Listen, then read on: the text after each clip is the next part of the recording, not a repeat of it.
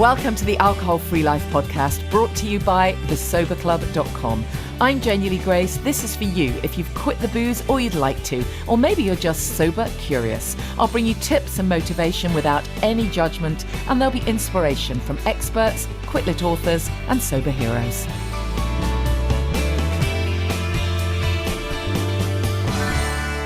Hi, and welcome to the podcast. And it is a very special one this week because this is the recording that we did live at Club Soda. We had such a great evening. Oh, it was just so amazing to see some of you there. I know that lots of you couldn't make it, but for those of you who came, what a great evening. Just the power of connection. It really is something. And in that special place where there's alcohol-free drinks and just so much like-minded, I don't know, energy. It really was amazing. So a really big thank you to those of you who came. And for those of you who couldn't make it, try and come to the next one. We're going to do one in the spring, and I really hope you'll be able to join us for that. I'll give you info as soon as I possibly can.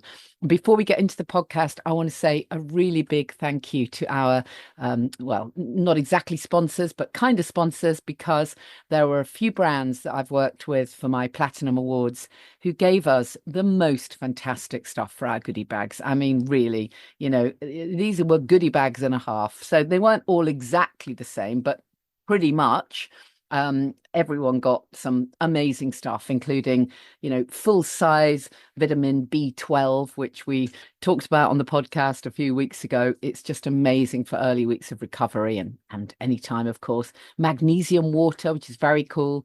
There were some really beautiful natural shower gel courtesy of Weleda. There was some really gorgeous little aromatherapy bits and pieces from Penny Price Aromatherapy. So I just want to mention these brands and just say a really big thank you. So Penny Price Aromatherapy gave us the actual little bags and some lovely goodies. If you want anything aromatherapy based, I mean, the range is huge. So check out Penny Price Aromatherapy.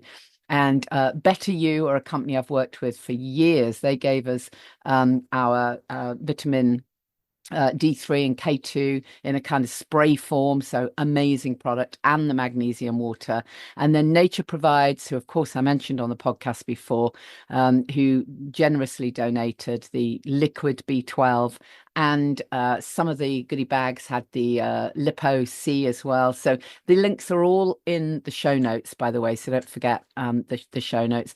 Clive de Carl for the amazing magnesium that I talk about all the time. I had an email just today actually saying, you know, I tried the sample and noticed a difference immediately, and I've ordered some more using your link. So that's how quickly it can work.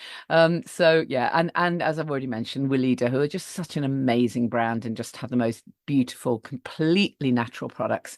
So all the links are in the show notes. Please support these brands because they support this podcast. And you know, you can't say fairer than that, really. These are brands who really care about what's in their products. And, you know, in a week where, well, certainly social media has been awash with the issues with you know, additives being put in our dairy. I mean, we just want to support companies who are totally transparent about what is in their products. And what we basically want is stuff as natural as possible. Why would you not? Once you've quit alcohol, why would you put poisons in any other form, you know, if you haven't got to, right? So, yeah, I'm really, really grateful to Better You, Weleda, Clive de Carl, Nature Provides, Penny Price Aromatherapy. So thank you so much, guys. As you know, the podcast, the live podcast recording, features none other than Sam Delaney, who has his own podcast, The Reset. I've been a guest on that, of course. And Sam is just fantastic, so relatable, just such good fun, quite sweary. So hopefully you're not too sensitive. You probably wouldn't be listening to this podcast if you were. So we're going to get into it in just a moment. I just would like to remind you that although my tour, in inverted commas, is kind of pretty much finished, I am doing a gig in January at the Lights in Andover, January the 10th. And it's a kind of an 80s night. So it's going to be really good fun. So if you're old enough to remember the 80s or you just fancy reminiscing, it would be great if you could come to that. So just go to thesoberclub.com and click on events, or genuinelygrace.com, and you'll find it there. And then there's meant to be another gig as well at the end of January in Edinburgh. But before we get into the podcast, I do have to tell you that we have a special webinar coming up on Wednesday, the 11th of December, Bossing Your Christmas Sober, or Bossing a Sober Christmas. You can call it whichever way around you like. Basically, we're going to share some tips, some ideas. We're going to have some connection, and there'll be real proper stuff you can really take away. We did a little bit of this on our podcast. We did a few tips for handling the festive season, but we're going to dig a bit deeper on the webinar. A few NLP techniques in there that are really, really powerful. So I really hope that you can join us. This one is obviously it's open to Sober Club members, obviously, but I'm opening it up to anyone who wants to come along. If you're not a Sober Club member, maybe you'd consider making a little donation to our Sober Club giveback fund. But if you can't afford to do that, it's not a problem. Just message me anyway, and join us on the webinar. I'm going to put the link in the show notes. So that's 7:30 p.m. UK time on Wednesday, December the 11th. It'll be absolutely fantastic to connect with some of you, and especially if it's your first sober Christmas. Feeling like your sobriety journey has given you a whole new lease of life? Are you feeling super enthusiastic about sobriety? Ever thought about turning that experience into something bigger, something that could inspire and help others while also building a career that feels truly magical? Why not explore a career that aligns with your values? Think about being a sober coach. You'll play a key role in the growing Sober Curious movement, guiding people towards living their best life without the booze. And of course, you'll lay the foundations for your own journey to well-being. Here's why this work is really special. You get to make a real impact and help others navigate the same path that you've walked. There's personal transformation there, laying the foundations for your own growth and developing your knowledge of holistic health and well-being. Flexibility, build a career and a heart-centered brand on your own terms. Use your story, it's your greatest asset. Grow personally and professionally. Coaching is all about the connection, the continuous learning and the collaboration. You would become part of our family. We have a training that is so comprehensive, from the core modules right through to all the supporting materials and the business sessions. We've got you covered, and you don't need prior experience as a coach. You do, however, need to have had the experience of choosing sobriety and feeling absolutely passionate about inspiring others. So if you're interested, go to thesoberclub.com, click on the main menu, become a sober coach, and then we can arrange to have a chat. They're tiny groups, lots of one-to-one involvement. Get in touch. So welcome everybody. Welcome to the Alcohol Free Life podcast. Yay! live recording from the amazing Club Soda in London. And honestly, I've been coming here for a long time now, but every time I come in, I'm like, oh, this is so cool. The fact that there is all this incredible choice and this fantastic space, and you can actually sit at the bar and meet a friend and have an alcohol-free drink. It's very cool, isn't it? It is. Yeah, it is amazing. It totally is the future. So I'm really, really thrilled that my guest is Sam Delaney. Yay! Round of applause. So I think I chatted to you before on the podcast, on mine, and then Sam and I did a launch for my new book, From Wham to Woo, live on the mic, yay! And Sam very generously did a fabulous launch for me, a really nice, lovely, swanky place, which even my kind of young adult teenagers were quite impressed by, because normally if I drag them along to anything, they're really unimpressed. But they like that. Were they? They really like that. That's they like that bar. So we had a really good chat that evening, and you asked me lots of very nice, insightful questions about my little life and my journey and this book and that book and the podcast and everything else. And I thought it'd be really good to return the favour again and chat a bit about your stuff and. Well, we'll talk about both our stuff. We'll talk about both our stuff. I'll always find a way of bothering you more about your showbiz stories. Bothering me. Yeah. Showbiz bothering. Showbiz bothering. I love that. Yeah, I know. I'm just back from the kind of little book tour, and it was really interesting how different questions would come up at some of the bookshops that I went to. Loads of podcast listeners and Sober Club members came along along, which was really great, actually, because they were just bookshop events. And then some of the events where no one knew me from anything, as it were, other than Steve Wright in the afternoon, or maybe from the early music biz days. The conversation towards the end almost always got round to how did you get into writing the book and everything. It was really interesting. And we had some really genuine questions, towards the end of that. So it was very cool. Anyways, I've completely forgot what I was going to say. Oh yeah, and also I really want to touch on some tips for the kind of festive season. So we're going to do that as well, because this, if you're early days of ditching the booze, this time can be really hard. It really can, and if you're coming up to your first sober Christmas, it's a thing for sure. It really is, isn't it? Oh yeah. I think you need a plan. You need a plan, exactly. So we're gonna, hopefully you'll leave with a plan if you need a plan. And you know what? A kind of a plan for a toolkit is always good anyway. Whatever you've got going on, I always think. Yeah. Let's get into a bit about your background. So for those people who haven't heard your stuff before, just remind us, what kind of happened for you all those years ago. Well, I'm a journalist and a broadcaster, and I'd sort of, kind of muddled through quite an exciting, fun-filled career for about 20 years, and then in my late 30s, I'd always been a drinker, and in my late 30s, when I had 2 young children and a very, very busy, full-on, stressful career, cut a long story short, I just went off the rails. I was drinking to cope with my life. I was self-medicating. I was a mess. I got myself sorted. I sought help. This is a very truncated version. And then I did that thing of not really talking to anyone about the reasons why. I just did that thing that I think a lot of people do of saying, I'm not drinking at the moment, I just feel better for it, but not really coming out to anyone and saying that I'd had a problem. And then after a couple of years, I got asked to write a piece about men's mental health in The Guardian.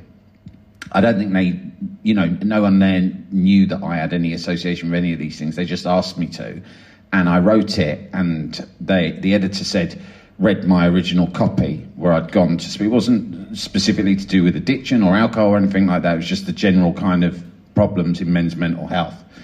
And the editor encouraged me she said, I like the piece, but can you add a bit of personal stuff in there? And I thought, I'm not really comfortable with it. But then I started giving it a go at her encouragement, and it kind of all came out, and I felt quite cathartic to write it. So I wrote it. And when the piece got published on the Saturday, I got so much positive feedback from people, mainly with people who had any familiarity with my work. And I'd worked on magazines back in the 90s and 90s. I worked on kind of lad mags. Then I edited Heat magazine, and then I was a presenter on Talksport, a very sort of laddie station. And so they seemed quite surprised by the fact that I showed this sort of vulnerability, which wasn't in keeping with my persona. And I was nervous about that. But the feedback I got was so incredible, mind-blowingly positive, and I showed a side of myself that I'd never shown. And when I did show it, I probably got more positive feedback than I'd ever had for anything I'd ever done. So after that, because I love positive feedback, I was hooked. So I'm all right, I'm going to start a podcast about this. And now, and you have. To be honest, I've got Tourette's about it. I can't stop talking about it. I write about it. I've done the book out about mental health a couple of years ago. There's a new one coming out. Tourette's. I can't stop. I got sobriety Tourette's. I find it very helpful. But I do like praise. Well, absolutely. I like admiration. Let me pause you one sec, because I'm so glad you started with that, because that can be tip number 1, actually. Recognise that, we build it up in our mind, and we're absolutely convinced that everyone's going to, slay us completely. I was terrified when I did my very first kind of coming out video.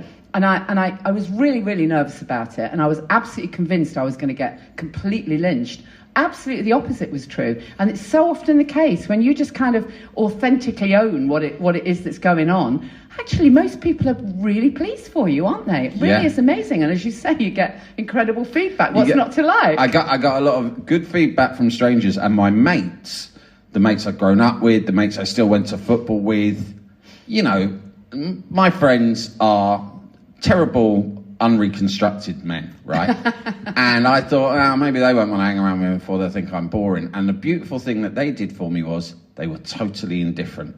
Yeah. And that's it. And that's what so you need, some it? people were nice, Yeah. actively nice, and some people were like, I don't give a shit. What, so you want a Coke? Fine. Yeah. And that was it. And that was great too. Brilliant. So everything surprised me. Everything, was beautiful. I can't think that. In, 9.5 years of sobriety, I can think of about 2 people who have said anything kind of hurtful Amazing. Or, difficult to me about it. Oh, that is so fantastic. Isn't that wonderful? In 9.5 years? Yay, yeah. Amazing. Very cool. Very cool. So when you started writing about the sort of mental health piece, particularly looking at maybe men's mental health initially, what did you sort of discover? I mean, for yourself, what were the kind of techniques or tips or whatever that might have helped you in the early days? Or did you literally just kind of roll into it and hope for the best? You mean with sharing about mental health? Yeah, or with your own mental health? I just wonder what was the kind of route for you? I mean, the thing was, and I think this is the case with a lot of people, is that I was 40 when I went and sought help, and I had no idea until I walked into that room and kind of spoke to someone about it that I had a mental health issue. I mean, it's laughable to me now. But I look back and I think, no, there's no mental health issue. I just can't stop getting pissed. Yeah. There's 2 different things. And they're like, no, stop drinking and then start to work out why you were drinking and then start to unpick that. And I was skeptical. But I said, okay, because I was at a state of desperation, to be honest. And again, I think it was like, you always replace one addiction to another, although you often do. And one of the many new addictions I discovered, the slightly less destructive ones after giving up booze, was I really got into unpicking all of the reasons why I might have felt that I had to numb out emotions, or I could only deal with extreme situations, whether they were happy or sad or anything, with the use of alcohol. And it was like a project for me. I'm a journalist. I research things for a living, and I kind of you unpick things and you put together bits of evidence and clues. And I started just doing that and devouring books about it and talking to people about it and listening to podcasts about it. And I started to it's a process of understanding yourself better. Yeah. And the better you understand yourself and then lean into who you think you actually are, the easier life becomes in every way. And sobriety is just one part of that. As it happened, it was the thing that started it all. It was a catalyst for me. But not drinking is just one part of all the other things that I've learned over the last 9.5 years, which is working out who you are. Exactly. Working out the gap between who you really are and what you've kind of become over the many years for various reasons, various different kind of things that have shaped me or influenced me, or all the different ways in which I'd desperately attempted to fit in throughout my life had sort of made me become a different person to who I was. And I sort of started to identify the gap that existed between that person and the real me. And now it's just a process of getting closer and closer to the real me. Yeah, absolutely. I love that. And I think it is incredible how people become who they really are, as you say. But don't you find it mega frustrating that we've got so many people are struggling with some kind of I don't know, whether it's anxiety, depression. In the case of a lot of women, they rock up to GPs with, menopausal stuff or perimenopause or whatever. All this stuff going on. The amount of clients I see who have been prescribed antidepressants and God knows what else, but they're never asked about drinking. And then they're taking all this stuff and they're going home and downing a bottle of wine. And it's crazy that the link is not made. Yeah, well, my brother, who is also a recovering alcoholic, he went to the doctor, and he was a couple of years ahead of me, so he was when he got sober, and so he was quite a big inspiration in my life. But I remember him telling me when he was still drinking a lot, he went to his GP and he said, look, and he was almost like a cry for help. He went, look, this has been happening in my life, chaos, my relationship's a mess, my career's a mess, I don't know what's going to happen next. And they go, oh dear. And then he goes, and I'm drinking a lot. And he kind of wanted them to, he was almost like pushing the doctor, because we all want someone to give us an ultimatum. And he hadn't received one. And you know what the doctor said? The doctor said, I wouldn't give up drinking if I were you. way more people die of heart attacks every year than they do of alcohol. Oh, wow. And I mean, God. he tells that story still now. He thinks it's funny. I mean, he's like, I guess 15 years sober or something now, and he thinks it's funny, but I get really upset and annoyed when he says it, because I think that's awful. And that added another X many years onto your drinking and all the destruction along the way that caused. And it's like, you know, but some doctors, they have stressful lives. Some of them are drinking. So I don't really, you know, I'm not... Yeah, GPs don't really always give you the best advice about this sort of stuff, I don't think. No, absolutely. And what do you think's changed in the years since you've been doing this kind of... When did Sort Your Head Out come out? Your that book? came out almost 2 years ago, yeah. Okay. Sadly, we haven't got any copies. There's a copy behind you. One copy. Okay, but great. it's not to... And I've got another one in my bag. It's not to say I forgot to get my publisher sent any, but, you know... But we'll send you the link on an email. Yeah. It's a really good book. Buy it on Amazon and all the other places. But when that came out, you know, in order to put that book together, just tell us a bit about what's in it. And my kind of question is really around what do you think has changed, maybe even since then, even since you wrote the book? Because, I mean, there's no doubt about it. There is more awareness of mental health and well-being. That is a good thing. But what did you sort of come up with for the book, and what's changed even since then, do you think? The way the book came about was I started having written a few articles in the press. In lockdown, I thought I'm going to start writing a newsletter on Substack about it, because, you know, we all had time on our hands and I couldn't be bothered baking bread. So I started I wrote, the first piece was just like the day I gave up drinking, and I bashed out like a couple of thousand words on a Friday night and just published it, you know, full of typos, sort of see how it goes. And I stuck it on Twitter, and the response I got was very big, and I got thousands of subscribers quite quickly. Yeah, maybe a few thousand as a result of gossip, because a lot of people didn't know that I'd been through this still. I'd put on a very good act throughout my career and my life that most people who knew me wouldn't have had an idea that I was struggling with these things. And so if I put out a blog that said the day I gave up drinking, you know, out of sheer curiosity, people... And then I sort of thought, okay, I'm going to start doing this every week. So every Friday I started publishing something, and at first it was about drink, and it was a bit about drugs, and then it was just about the wider stuff, like I've been saying, the other stuff that lies underneath those habits, you know. And my thing was just at that stage, I felt that in the men's mental health space, there was nothing really for a normal bloke who'd grown up in a working class home like me and went to football and was a bit of a Jack the Lad and went to the pub and took the piss out of your mates and all the other stuff. I thought the guys who seem to be talking about this sort of thing, who are fantastic, but are people, I don't know, they're people who seem slightly more, they use the sort of, the sort of more clinical language of mental health that I knew, the blokes I knew, many of whom were really struggling either with addiction or other mental health issues, were completely disengaged from the sort of people I used to, you know, the audience I had on Talk Sport. Yeah. You know, they didn't want to listen to Stephen Fry talk about his breakdown backstage when he's doing a play in the West End, right? Yeah. No offence to him, I think everything he does is fantastic, but those were the kind of voices, and it occurred to me that it's all about people, you know, nothing I say in my book is, there's no new wisdom or breakthrough. I don't have a secret formula or a set of thoughts that are different to things that people have been saying about managing your mental health or addiction for centuries. It's just saying the same shit in a different voice. It's just relatable, isn't it? My thing is, as many different sorts of people all saying the same stuff in their own voice, so you can relate to more people as possible. And I thought, well, I'm going to be the Jack the Lad doing this because that's the audience that I speak to, and that's my background. And I found that audience, and I did it just, you know, throughout lockdown. It got bigger, and then I turned it into a podcast as well and started inviting interesting guests on there, like yourself and various other people, to come on. I managed to get people who'd never really, blokes who were high profile but not talked about their mental health before. Oh, great. I got them to come on. So my first guest was Sean Ryde from the Happy Mondays, and he's coming on talking about addiction, but in a very sensitive, vulnerable way.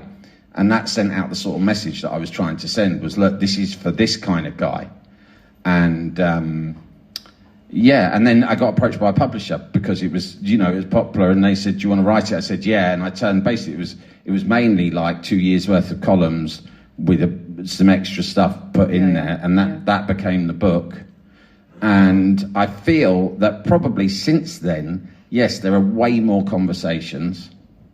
I don't feel as if I need to be brave to sit here and do this anymore. Yeah. Whereas maybe a few years ago, there might have been an element of courage. I mean, certainly when I go back to years before that, when I wrote that piece in The Guardian, I was nervous about writing it, for sure, about the wider public response, but also my family's response. My friends, I had to write in there because it's relevant. I grew up on a council estate in a very boisterous single-parent family where there was an alcoholic boyfriend and a lot of mad stuff going on. And I was nervous about how everyone would respond in my family for saying that. And everyone was really supportive. So that took a little bit of courage. That took balls back then. But now, Exactly.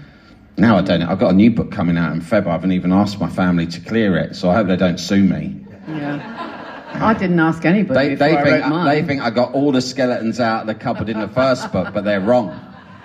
It's scary though, isn't it? Because when you're putting stuff out, I mean, I was like that with my book, like, who am I going to upset? But ultimately you just have to be truthful. You get the lawyers from the publisher. I had a legal read on both books, and they come and they say, you think it's going to be a high-profile figure who you mentioned who's going to sue. It's not. It'll end up being someone you least expect, like an aunt. Exactly that. I had exactly the same thing. My aunt's not suing me. I had exactly the same thing. The publisher said, hold on a minute. And it was literally about somebody, and in the end I changed the name. So, I've had to change loads of right. names. I mean, my mum's boyfriend, I think, he's on to his 5th or 6th pseudonym name. I give him a different name in every book. Talking about your podcast, just while I think of it, didn't you interview Ruby Wax recently? I did last week. How was she? She was fantastic. She's done some amazing stuff. Yeah, hasn't she? and I think about her. She is a hero of this stuff because I wrote and I posted it. I said she's been doing this stuff for decades, long before it got trendy. Yeah, exactly. Right? And now, that's what I mean. It doesn't take courage for me to do this. Because I just, I can walk into obviously a place like this tonight. Yeah. You feel particularly kind of welcome and safe. But to be honest, I've sat in front of, like tough crowds that you would imagine would be very tough crowds, of blokes who sort of wouldn't engage in these kind of vulnerable conversations. And I never cease to be astounded by the positive responses you get from sometimes the least likely people.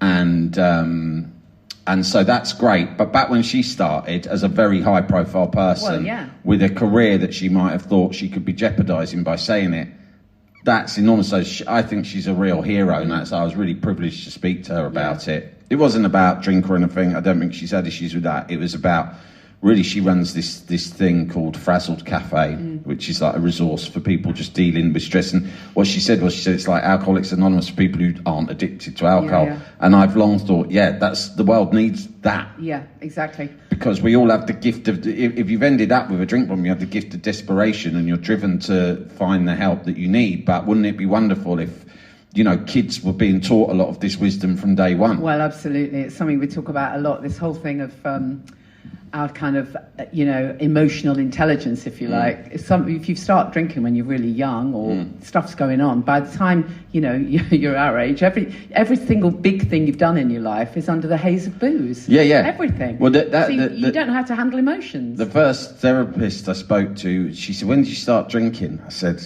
about 12. Down the park with my mates. You'd nick beer from someone's parents and you go down the park and drink it. And she went, and what was going on for you then? Why do you think you drink? I said, listen, I wasn't drinking to forget when I was 12. I was drinking because I was bored and it's what my mates were doing. It's as simple as that. She went, okay, fine. Well, tell me about what your life was like when you were 12. And I go, we lived in this little house and my dad had abandoned us and we were skint and my mum let the milkman move in with us. True story. And he was an alcoholic from Scotland and nothing against the Scottish. I don't know why I mentioned that, but I just want to paint a picture of the kind of guy he was. And my brothers, who were all much older than me, were like heavy drinkers and drunk. I said it was pretty management and you weren't drinking to deal with any of that. And I went, nah, maybe. It's just not the way I thought of it at the time. But what she said, right, you're 40 now. You started drinking when you were 12. She said, the point at which you start drinking to cope with any extreme in your life is the point at which you stop emotionally developing. Yeah. she said, so you're 40 now, you're giving up drinking, so but you're, she said, so I said, you're saying that my emotional maturity levels are those of a 12-year-old? She went, yeah. And I went, yeah, I'm not even going to argue, that sounds about right, yeah. And I don't know, I'm 49 now, but I reckon emotionally I'm up to about 32. I mean, how else? What can we do? We've never had to deal with anything. We've never had to you feel don't the sit feels, and process have we? it. Yeah, you don't sit and process this stuff. But this is what I love about what you do, Janie, because you've often talked about grey area drinking, and I just wish I was in grey area drinking for many years. I only really hit a problem in my late 30s. Before that, I'd just been a grey area drinker. And I wish that there'd been something like what you were doing that I'd encountered at an earlier age, Yeah, it's that message that you don't have to wait till you hit rock bottom. Absolutely, anybody who is thinking, you know what, I'm drinking more than I want to here. I'm not even enjoying this. What the hell? This isn't who I really am. Then you can stop right now because life is better, and that's the message. Yeah, and just not having places, and that. Also having people like you and what you do in places like this that just sort of like normalise socialising and having fun. The other thing was I was certain for years I'll be really boring. Yeah, exactly. I'm not boring. You certainly I'm are a bit boring. I think you'll find drunk people boring. Well, a lot of people who's found this, that when you actually quit alcohol, you discover that actually you aren't as extroverted as you even thought you were. You thought you were that kind of rock and roll party girl, boy, but actually you're quite an introvert and sometimes quite highly sensitive, actually. And you know what? That's all right. You can actually, go to bed at 9 o'clock with a cocoa and still be a rock star, right? I like not having to feel like you're talking and mucking around and being loud the whole time. I really like to lean in something. Believe it or not, I like to lean into being quiet at times and learn to feel comfortable with that. I think being comfortable. Whereas before I would have felt ashamed of being quiet, weirdly. Well, I could never even bear my own company for even 5 minutes, really. I needed, unless I was having somebody else to chat to, or, then I didn't have any validation for who I was, unless it was out there the whole time. I used to joke that I didn't even want a bath without the door wide open so everyone could chat to me. But now I love my own space. I think, but where we started that little bit of the conversation was saying, wouldn't it be great if kids were taught this in school? Because that's where it needs to start, isn't it? That whole emotional intelligence. It's okay to feel your feelings. It's okay. It doesn't mean you're going to like them all, but actually noticing emotions is, rather than just, oh dear, you're upset, have a sweet. My son started secondary school last year and he really didn't enjoy it and he got really miserable and he changed completely. And I knew what the school's like because my daughter had already been there for 4 or 5 years. And it's not, it's not particularly bad school. It's a decent school, but the main thing you hear now, because it's trendy, they'll send you non-stop stuff about what we're doing about mental health. Right? And they'll go, mental health week. Oh, you've got to get your mental health. Here's a questionnaire about your mental health. This is what they send out to kids as young as 11, and they get you to score, like, out of 1 to 10, how sad do you feel this week? Or how lonely do you feel? And it's like, the kids are like, what are you talking about? I mean, it's insulting. But then you'll get an email the same time saying, by the way, attendance is very important and winter's coming, so even if your kids are extremely ill, send them into school. Nothing's more important. Anyway, And resilience is this overused word, which basically means teach your kids to eat shit. Yeah, absolutely. Because if not, they'll grow up and go into the adult world where you have to eat shit all the time. And if they don't know how to eat shit, they'll struggle. I'm a bit like, maybe none of us should eat shit anymore. Exactly that. I totally agree. I remember my daughter was in secondary school, and we were invited to a talk around alcohol and drugs. I think she was I don't know, 11, 12, something like that, 11 or 12, and the whole thing was around, should we just allow our sort of 11, 12-year-olds a little bit of wine with Sunday lunch, for example, to get them used to it. Yeah. So I couldn't stop myself. I just said, well, would you want to give them a little bit of heroin just to get them used to it? Yeah. But that's it, popular. Like the adults tell kids constantly, like, you're going to have to get ready for life being really shit. Yeah. You're going to have to learn how to deal with being intoxicated all the time. Yeah. You're going to have to learn with feeling exhausted. Yeah. You're going to just life's going to be shit. And so if you don't, we're going to have to start treating you like shit now, and it's for your own good. Exactly. And it's just like, First of all, that's not my experience. I've apart from the bit where I was a hopeless alcoholic, I've quite enjoyed adult life, right? And it can be okay. And, you know, and I just think there's a lot of like, let's train our kids to like prepare for the absolute very worst in life by putting them through aversion therapy early on. Yeah. And I'm a bit like, I just like let them have fun. And stop it didn't do me any harm. That's the other thing. Well, I used to say to my kids have grown up middle class. I didn't. So I used to go, well, you know, you should have seen what it was like for me at Christmas. Well, you were in a cardboard box, weren't you? Yeah, blah, blah, blah, blah, blah, giving all of that, right? And then you end it with, and it didn't do me any harm. And then one day you think, yeah, it did me loads of harm. I'm an addict. Yeah, exactly. And I've been on antidepressants for years. It did me immense harm. So what I shouldn't be saying is do what I did, right? I'm a bloody mess. Do the opposite of what I did. So have a nice time, you know? Exactly that. And, you know, a question that quite often comes up, it's quite interesting, you raise the issue of kids, but a question that often comes up is, what am I going to do? What, you know, when my kids are teenagers or when they start drinking, what the hell do I do? And I was really stressed about that. But one thing I've learned, I've seen for myself, is that kids do notice what's going on. You know, you can't lay down the law. Well, I've not found you can go and lay down the law. That doesn't really work. They've got to find stuff for themselves. But actually, they do notice what's going on. They you know, you are modelling behaviour, whether you think you are or not. And when kids can see that you no longer, even if you were in the past, because it's okay to have made mistakes, because that's life too. But even if you no longer need something toxic in order to feel okay, that's an amazing message. It really is. If they can see that you don't need that shit to celebrate, to commiserate, to numb out, you know, that's massive. Yeah, to have fun, like, and just laugh, and just have a laugh and be daft or let loose or do all the other things that people think you're only capable of doing with alcohol inside you. Yeah. My daughter's 17. She goes out drinking with her mates. Yeah. She's not, but I think she's pretty sensible about it. I've never said don't drink. I've been honest with her about why I don't drink. But my thing is that I wasn't emotionally mature enough. I wasn't emotionally regulated enough. I just didn't know. I wasn't capable of drinking in a sensible way. I was using alcohol, but I'm not anti-alcohol to the degree that I'd say forbid my teenage daughter from drinking. I've got faith in the fact that she's been raised in the right way, and that she just, of her, irrespective of how she's been raised, she's like emotionally intelligent enough to be able to enjoy alcohol without it becoming some sort of balm for all the challenges that she might face in life. You know, it's just like something that she does. She's only thrown up once. I mean, 17, that's not bad. I was well into double figures by then. So tell us, you've got a fabulous title for your new book. The new book's called Stop Shitting Yourself, 15 Life Lessons That Might Help You Calm the Fuck Down.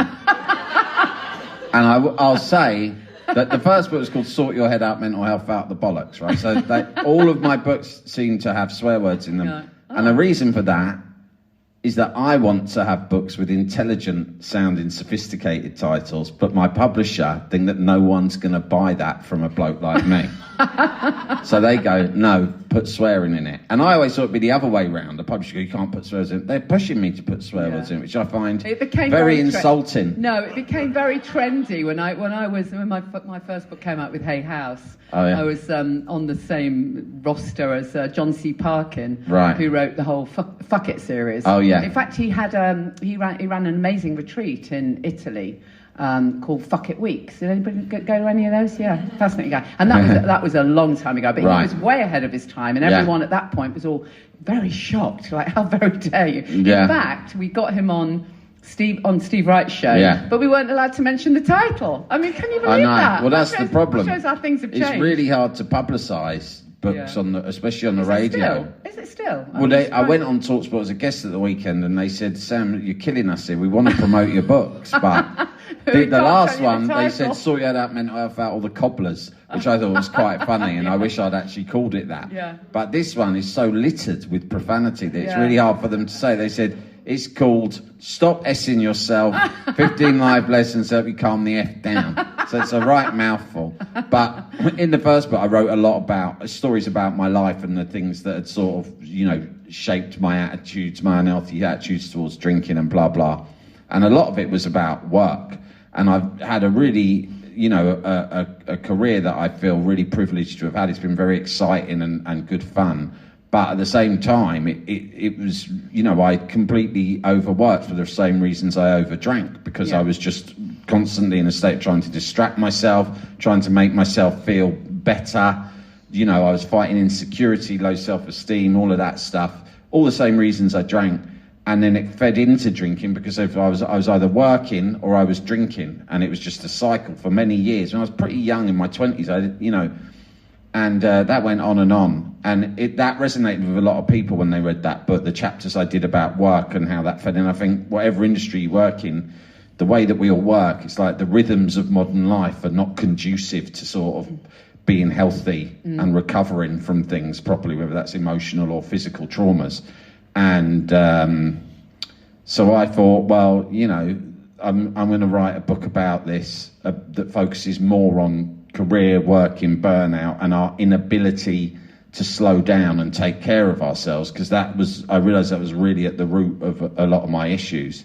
Yeah. And so that's why I did it. And I called it Stop Shitting Yourself because I was having a conversation, mainly because the publisher said, think of a sweary title. But one of my oldest mates one time approached me, and he said, I need to, can we go for a walk? I need to talk to you about something. And he'd never talked to me before, because he's sort of a bit of an old school kind of don't show any vulnerability lad. But I realised that by just saying stuff about my own vulnerabilities, my own mental health, whatever struggles I've had, it sends out a little signal to other blokes that they can come and have a quiet word with you, and you're not going to judge them. So I was quite touched, and he came to me, he said, I can't explain it. He said, I'm just like worried all the time. I said, what about it? He said, there's not even big problems. He goes, but I just wake up and I'm just so nervous all the time. And I said, I know exactly what you mean. I said, you're constantly shitting yourself. And he went, yes, I'm constantly shitting myself. And it was like he felt seen because I'd used that phrase. And he said, I'm shitting myself, I don't know why. And he said, it's the reason why as soon as it turns 6, I open a bottle of wine, because it's the only thing I can do to stop myself from shitting myself. So I said, all right, you want a sweary title, I'll call it that. And what was your advice to him? I said, I tried to encourage most of all. I mean, mainly I tried not to give advice too much. I tried to listen and show a bit of empathy, and just encourage people to show themselves a bit of love and kindness, because that was the thing that really made the biggest difference to me, is that when you're struggling in life, whether it's, especially if it's with bad habits like drink, and then you feel, oh God, and maybe you're a parent and you think, oh, I'm really letting my kids down here, and you just start shit talking yourself constantly, and you feel you're a bad person, and you think there's no justification for the way you feel. And a lot of guys that I talk to in particular have this phrase, first world problems, which I think is an awful phrase, because it makes everyone feel ashamed of feeling shit, because they think, oh, unless I'm in some disastrous situation or I've suffered some extreme trauma, then I've got no right to feel the way I feel. So really what I think I helped him with was just encourage it, saying, audit in his life and saying that these things that you're dealing with in your family, in your work, in all of these different aspects are really tough. Yeah. You're going through a tough time. No one might have told you that, but you are, and it's hard, and you feel overwhelmed, and I can see why it's overwhelming. And you should first of all stop feeling bad about the fact that you feel shit, because it's a normal response to your life. And that's one of the main things I try to say to people. I can't, I'm not a professional, so I try not to say, right, and then do this, that, and the other. But I think it's a good first step to just encourage people to show love and kindness to themselves. Yeah, but that self-compassion piece is really hard, isn't it? Because we're really not taught to do that. No. And again, that we need that a little bit more of that in schools to start with. Do you find with guys particularly that the kind of self-compassion piece is hard? The kind of looking at, all these words, self-care, whatever words you want to use. Do you think it's getting easier? Yeah, I think that, with blokes, there is that extra thing where they still, a lot of guys I talk to are like, I've got to be strong. I can't be the one who's letting the side down. A lot of people depend on me. They might think that, But the main thing is first world problems, right? This is so they just feel shame. This is the phrase that kills them, right? Because they're like, we're surrounded every day by stories of quite extreme pain and heartache and trauma. Yeah. And they surround you on social media or in your real life, certainly in the newspapers, the news headlines. And, and I've had people on my podcast of all different walks of life, but I've had a couple of army veterans who have literally told you the stuff that is the only sort of stuff that most blokes I know would be an acceptable source of trauma and pain, right? And that is, I'm in a war zone, my best mate got blown up by a landmine right in front of me, right? Or I saw this massacre or something really, terrible things that they've seen. And a veteran said to me, and I met him, I'm a West Ham fan, so I'd met him through football, he was a football fan, and he'd been in Bosnia and Northern Ireland and Afghanistan, and he'd seen all sorts of things, and there was a couple of things that he saw that it took him decades to recover from. And he said, to be honest, he went, a lot of blokes, he said, at least I had a smoking gun. He said, I had a smoking gun. I knew that I had trauma, why I had it. And once I accepted that, I could work with people to address that specifically. And one thing I never felt once I had professionals talk to me about was guilt for feeling the way I did. And he said, but I've got mates who just do normal jobs. He said, they're never going to see the things that I saw in a war zone. He went, and they will never accept that they've got the right to feel the way they feel. He said, and it was weird. He said, I actually feel more sorry for them than for me. He said, because I've got a clear thing that I need to address, and there's people and resources there to help me address it. Yeah. He said, I've got mates who work in boring jobs. They've got a car, they live in a nice semi-detached house, their relationship's fine, but nevertheless, they're filled with like bad feelings, they drink too much, and they won't allow themselves to acknowledge that. Totally. They just feel isolated, ashamed, and alone. Yeah. So what you're talking about here is we describe it as, is it trauma with a big T or trauma with a little t? And actually the reality is it doesn't matter. No. It's all still trauma because your body still responds to it in the same way. Yeah. And, as you probably know, I do family constellations, and we talk a lot in family constellations about it. Actually, it's not about what happened to you. It's about what you made it mean. Yes. And what it means to you and what keeps triggering you, as time goes on. So I think it's such an important point, and actually, as you say, the shame and the guilt, that's the lowest vibration. If you want to get really woo-woo, it really is. It's like that's the lowest vibration. We have to encourage people to be elevated from that, because it's so debilitating to feel shame. I felt huge shame when I first stopped drinking. I couldn't get my head around that. I hadn't felt any shame when I was drinking, but when I stopped, suddenly I had this terrible shame for months. Yeah. But so well, I don't know how to kick it. I mean, I felt the same way, and like I said, I feel, and there's so many blokes who I talk to who've got that, and they take one step forward to telling you their vulnerability, and then when you'll sort of engage them, they'll take 2 steps back again, because they're like, oh yeah, but I'm fine. I'm fine. I've got nothing to complain about, and that's all coming from a place of shame. I think. Yeah, right? It will be. Yeah. So it's sometimes it works by saying them, look, you're going through a lot, you're overwhelmed, blah blah blah.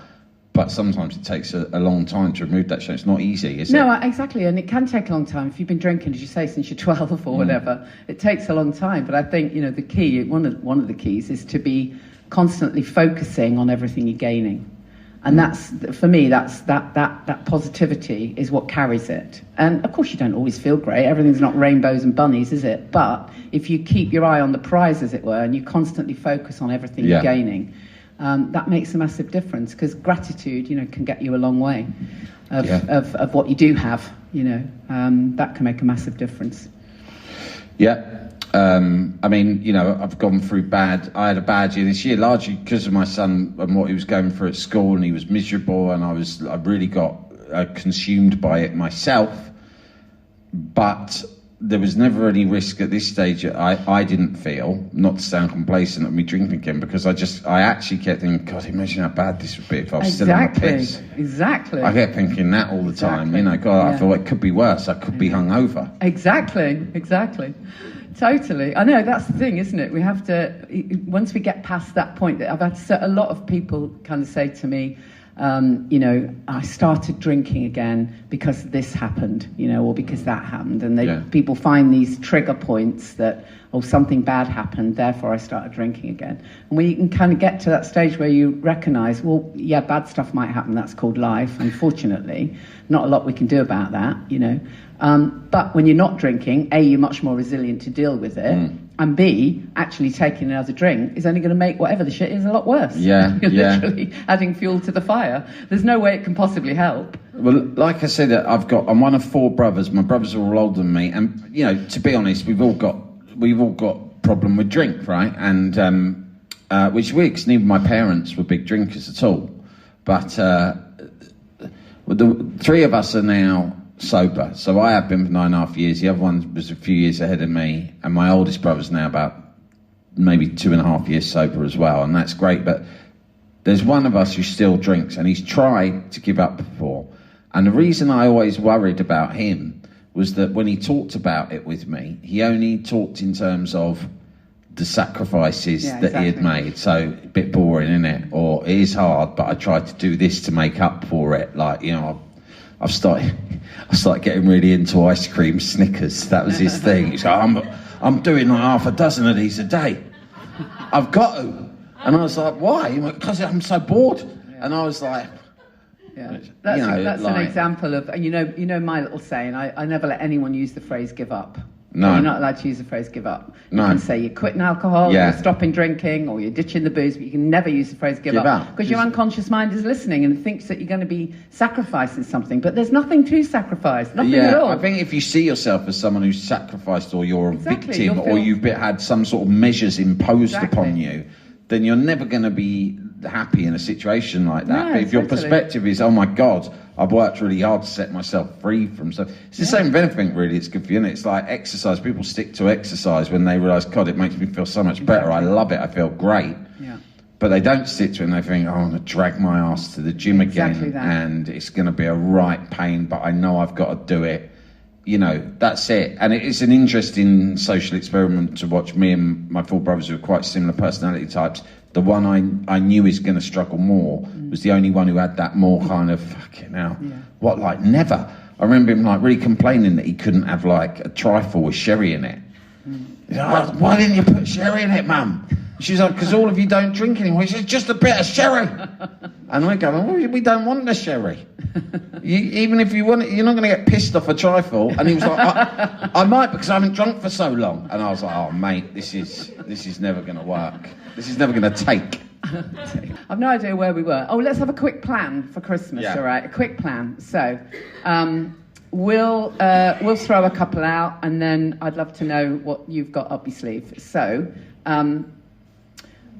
I'll start, okay? So my first tip is similar to what you were saying before. Give people a heads up that you're not drinking. So if you're going to be going to your families, or you're going to be going to a party, or you're going to be whatever it is, and it's usually a place where everyone would be drinking, just maybe give them a heads up if they're the kind of people that always think of you as a drinker. And that could just be a text or whatever, and say, oh, by the way, I'm not drinking. And if you want to give a reason, give a reason. If you don't. You have my permission to fib. It's perfectly fine. One sentence that always works well is, I'm not drinking at the moment, makes me feel much less anxious. Because which friend goes, oh, you bastard, I prefer you anxious, right? So that's always okay. But actually, it's then quite good, if it's someone you know quite well, to also say, you don't have to worry about me, because I've got this great alcohol-free beer or kombucha or whatever. Because the problem is, often we're people pleasers, and we're worried about other people worrying about us, even though they don't need to. So actually kind of giving them that little heads up is good. So tip from you, Sam, and then we're going to ask... I mean, I just surrounded myself in comfort and discovered a lot of sort of self-care indulgences that I had not sort of ever thought that they'd not come across my radar. Extreme self-care, and I spent a lot of the money that I realised, I calculated a lot of the money that I was no longer spending on my vices. And I realised that I could live a very luxurious Christmas with get a lot of fluffy socks, great food, and really, really high quality candles and blankets. Yeah, exactly that. All of that sort of stuff. And honestly, I just got so into it. It's I know. unbelievable. It's better than any drink I've ever had or drug. Yeah, totally. I'm going to pass this mic to Simon. Bernadette, give us a tip. Yeah. Hold us over, Bernadette. Should we Well, I have a tip.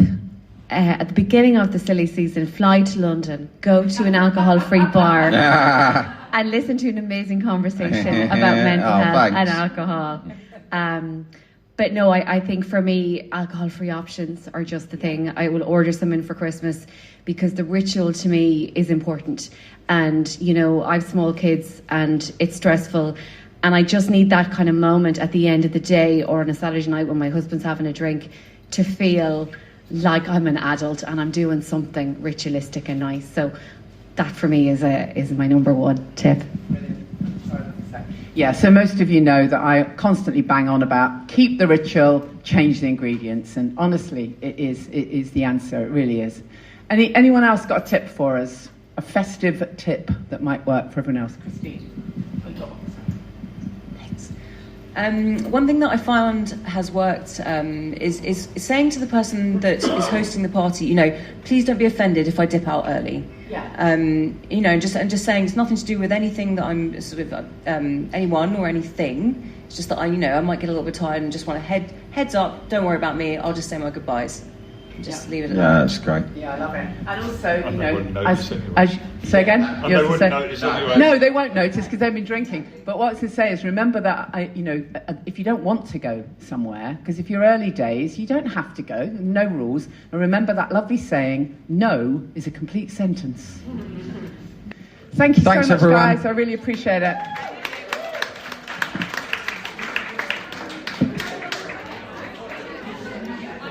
So thank you once again to everyone, and thank you to Sam. Oh, and a big thanks to the Hola Sober gals. It was so lovely to see some of the gals from Hola Sober come along and give us a few tips. And a big thanks to Sam again for rocking up. Don't forget to get Sam's book. And the next one when it comes out, of course. A big thank you again to our sponsors, and a reminder that on Wednesday, December the 11th, we have a very special webinar. It's a live webinar. It's called Bossing Your Christmas Sober, 7:30 p.m. It's free to Sober Club members, and anyone else is welcome to, with just a little donation to our Sober Club Giveback Fund. But that's not compulsory. If you want to join us, please do, especially if it's your first sober Christmas. Really, those tips that we gave in the podcast there, you know, the connection piece, doing your prep, those things are really important. If you're just kind of leaving it to chance and hoping that it'll all be good till the end of Jan, well, the reality is it probably won't. You know, the wine which will steam in and have a little conversation with you. But when you're prepped, and when you're feeling confident, you're feeling on top of it all, then, you know, you can rock your Christmas sober. And trust me, it is the best thing ever. So I really hope you can join us. Link in the show notes. Obviously, if you want to join us in the Sober Club, even better, even more connection there, thesoberclub.com.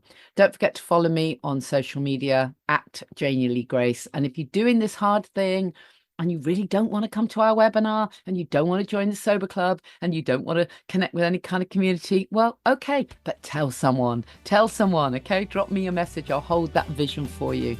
I'll see you next time. Thank you for listening to the Alcohol Free Life podcast, brought to you by the Sober Club. Please rate and review. And if you want support, accountability and inspiration, and you want to live your best life without the booze, check out thesoberclub.com.